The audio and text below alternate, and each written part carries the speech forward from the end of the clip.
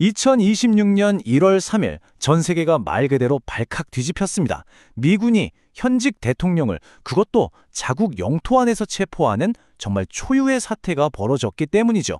오늘 베네수엘라를 뒤흔든 미국의 이 기습작전, 그 속사정을 한번 깊숙이 파헤쳐 보겠습니다.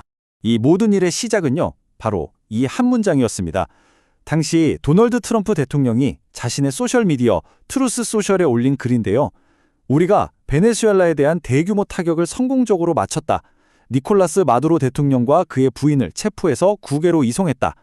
이 짧은 발표 하나가 전 세계에 엄청난 충격파를 던졌죠. 이게 얼마나 이례적인 사건인지 감이 오시나요? 한 나라의 현직 대통령이 미군 손에 자기 땅에서 체포된 건요. 1989년 파나마 침공 때 마누엘 노리에가가 잡혀간 이후로 무려 36년 만에 처음 있는 일입니다. 이건 그냥 단순한 외교 마찰이 아니라 그야말로 역사를 뒤흔든 사건인 거죠. 자, 그럼 먼저 첫 번째 이야기, 대통령 체포. 그 순간부터 한번 따라가 보죠. 트럼프의 발표가 나오자마자 베네수엘라 수도 카라카스에서는요, 여기저기서 큰 폭발음이 들리고 미군 항공기들이 목격됐다고 합니다. 이건 단순한 체포가 아니었어요. 아주 정밀하게 계획된 군사작전이었던 거죠. 아니, 그렇다면 미국은 도대체 무슨 명분으로 이런 엄청난 일을 벌인 걸까요? 주권 국가의 대통령을 체포하다뇨.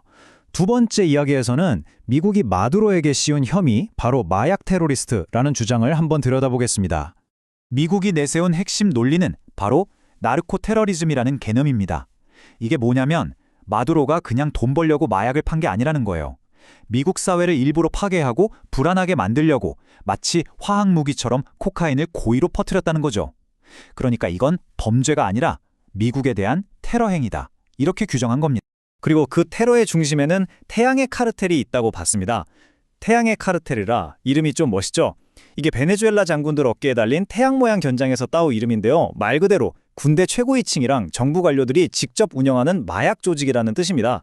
그리고 미국은 이 조직의 최종 보스가 바로 마두로 대통령이라고 지목한 거죠. 국가가 곧 카르텔이다 이겁니다. 사실 미국은 이번 작전 이전부터 마두로를 정상적인 국가 원수로 보지 않았어요. 일개 범죄자로 취급했죠. 그 증거가 뭐냐? 바로 이 현상금입니다. 무려 5천만 달러, 우리 돈으로 하면 거의 700억 원에 달하는 현상금을 내걸었으니까요. 사실 이런 마약 국가라는 게 중남미에서는 아주 낯선 개념은 아닙니다. 보통 3단계로 나눠볼 수 있는데요. 1단계가 바로 베네수엘라처럼 대통령이 직접 마약왕, 즉 킹핀 노릇을 하는 경우고요. 2단계는 멕시코처럼 정치권하고 카르텔이 서로 봐주면서 공생하는 단계, 그리고 마지막 3단계는 에콰도르처럼 아예 국가 기능이 마비되는 단계입니다. 미국은 베네수엘라를 가장 극단적인 1단계 사례로 본 겁니다. 그런데 말이죠. 미국이 정말 이런 일을 전에도 한 적이 있었을까요? 이 질문을 던져보면 우리는 자연스럽게 36년 전의 한 사건으로 돌아가게 됩니다. 세 번째 이야기입니다. 바로 파나마 익숙한 각본이죠. 이번 마두로 체포 작전을 뜯어보면요. 1989년에 있었던 파나마의 마누엘 노리에가 체포 작전과 진짜 소름 돋을 정도로 판박이거든요. 한번 보세요. 진짜 놀랍도록 비슷하죠? 지도자, 혐의, 내세운 명분까지 거의 데칼코마니 슈중입니다. 노리에가는 마약 밀매범, 마두로는 마약 테러리스트. 명분은 둘 다 미국 시민 보호였고요. 딱 하나 다른 게 있다면 바로 작전 방식입니다. 파나마 때는 2만 4천 명이나 되는 대규모 병력을 동원해서 전면전을 벌였는데 이번에는 최정예 특수부대를 투입해서 지도자만 콕 집어 제거하는 참수작전을 썼다는 점이죠. 하지만 과연 이 작전이 정말 마약 하나 때문에 벌어진 일이었을까요? 이 질문을 던지는 순간 우리는 사건의 또 다른, 어쩌면 더 중요한 이면을 마주하게 됩니다. 네 번째 이야기, 진짜 상품, 바로 석유입니다. 명분은 마약이고 진짜 노리는 건 석유다. 이 말이 이번 사태의 본질을 꿰뚫는 한마디일지도 모르겠습니다. 여러분, 보통 석유 부자 나라 하면 어디가 떠오르세요? 사우디아라비아? 그렇죠. 근데 사실 확인된 원유 매장량만 놓고 보면 세계 1위는 바로 베네수엘라입니다. 이거 진짜 놀랍지 않나요? 트럼프는 마두로라는 자물쇠를 제거함으로써 이 엄청난 석유라는 보물상자를 열려고 했던 거죠. 심지어 아주 현실적인 기술적인 이유도 있어요. 미국에서 요즘 많이 나는 셰일 오일은요, 가볍고 묽은 경질유거든요. 근데 텍사스 연안에 있는 미국 정유 공장들은 예전부터 베네수엘라산 무겁고 끈적한 중질유를 정제하는 데 최적화되어 있어요. 그러니까 미국 정유사들 입장에서는 베네수엘라 석유가 정말 완벽한 맞춤형 상품인 셈이죠. 여기에 또 지정학적인 계산도 아주 치밀하게 깔려 있습니다. 마두로 정권 아래에서 베네수엘라 석유에 대한 이권은 대부분 중국하고 러시아가 꽉 쥐고 있었거든요. 마두로를 제거한다는 건 미국의 코앞, 뒷마당에 꽂혀 있는 중국과 러시아의 빨대를 그냥 뽑아버리는 거나 마찬가지인 효과를 가져옵니다. 그리고 사실 석유보다 더 큰 시장이 있습니다.